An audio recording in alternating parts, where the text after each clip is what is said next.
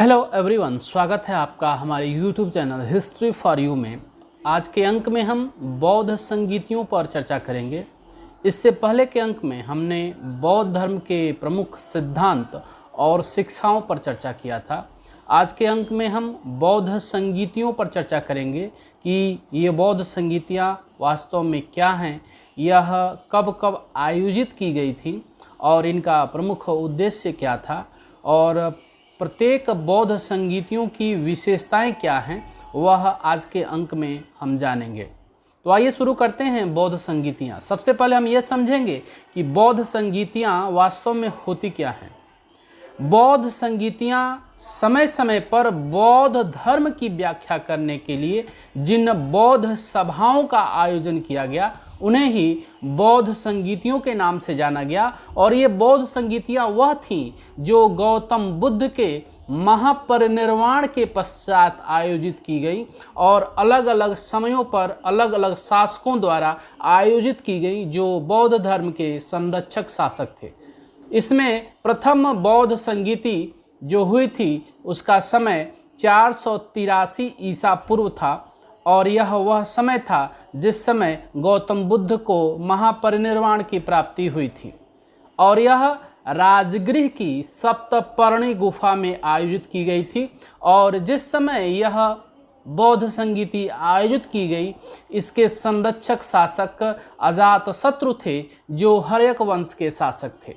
इस संगीति में गौतम बुद्ध के प्रिय शिष्य आनंद द्वारा सुत्त पिटक की रचना की गई, और यह सुत्त पिटक वह था जिसमें बौद्ध धर्म के सिद्धांत और आचरण पर गौतम बुद्ध के उपदेशों का संकलन था, और उपालि द्वारा विनय पिटक का संकलन किया गया, और इस विनय पिटक में संघ के नियमों का संकलन किया गया। यानी प्रथम बौद्ध संगीति की विशेषता यह थी कि इसमें सुत्त पिटक और विनय पिटक त्रिपिटकों में से 2 पिटकों की रचना हुई थी।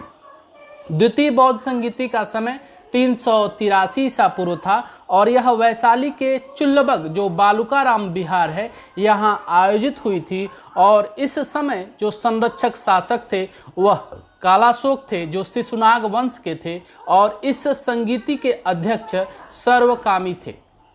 इसकी विशेषता यह थी कि इस द्वितीय बौद्ध संगीति में संघ में विनय संबंधी नियमों को लेकर मतभेद उत्पन्न हुआ, और इस मतभेद के कारण भिक्षु संघ 2 भागों में विभाजित हो गया, जिसमें सबसे पहला था जिसे स्थविर, विभाज्यवादी, थेरवादी या बाद में हीनयान भी कहा गया। ये वो लोग थे जो परंपरागत विनय में आस्था रखते थे, जो परंपरागत नियमों में विश्वास रखते थे, यही स्थविर या थेरवादी कहलाए, और इनका नेतृत्व उज्जैन के महाकच्चायन ने किया था। दूसरा महासंगिक या आचार्यवादी या पूर्वी गुट, इन्हें बाद में महायानी भी कहा गया, और ये वह थे जिन्होंने परिवर्तन के साथ विनय के नियमों को स्वीकार किया, और यह महासंगिक या पूर्वी गुट कहलाए, और इनका नेतृत्व महाकश्यप ने किया। इनके जो अनुयायी थे यह अनुयायी वज्रपुत्रक कहलाए, और इनका जो क्षेत्र था वह सबसे पहले मगध का था। पाटलिपुत्र का कुकुटाराम विहार ही महासंघिकों का पहला केंद्र था। तृतीय बौद्ध संगीति 247 ईसा पूर्व में आयोजित की गई थी पाटलिपुत्र के अशोकाराम विहार में, और इस बौद्ध संगीति के संरक्षक शासक अशोक थे, और इस तृतीय बौद्ध संगीति की अध्यक्षता मोगलीपुत्र तिस्स ने की थी।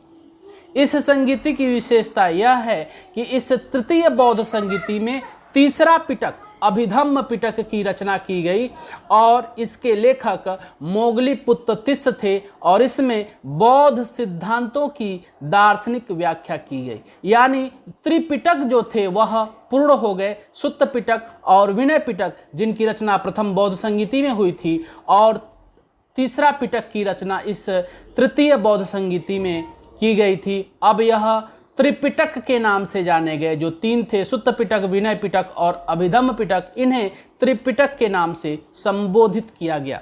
चतुर्थ बौद्ध संगीति का जो समय था वह प्रथम शताब्दी ईस्वी था और यह कश्मीर के कुंडलवन में आयोजित किया गया था और इस संगीति के संरक्षक राजा कनिष्क थे जो कुषाण वंशीय थे और इस संगीति के अध्यक्ष वसुमित्र थे और उपाध्यक्ष अश्वघोष थे। इस चतुर्थ बौद्ध संगीति की विशेषता यह थी कि इस चतुर्थ बौद्ध संगीति में त्रिपिटक पर प्रामाणिक भाष्य विभाषा शास्त्र की रचना हुई और इस चतुर्थ बौद्ध संगीति की विशेषता यह थी कि इसी संगीति में बौद्ध मतानुयायी हीनयान और महायान इन दो संप्रदायों में विभाजित हो गए।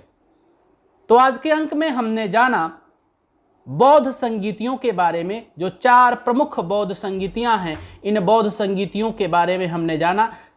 अगले अंक में हम इसके आगे जानेंगे जो 2 संप्रदाय हीनयान और महायान हुए, यह किस प्रकार एक दूसरे से भिन्न थे, किस तरह एक दूसरे से अलग थे। तब तक के लिए बहुत बहुत धन्यवाद।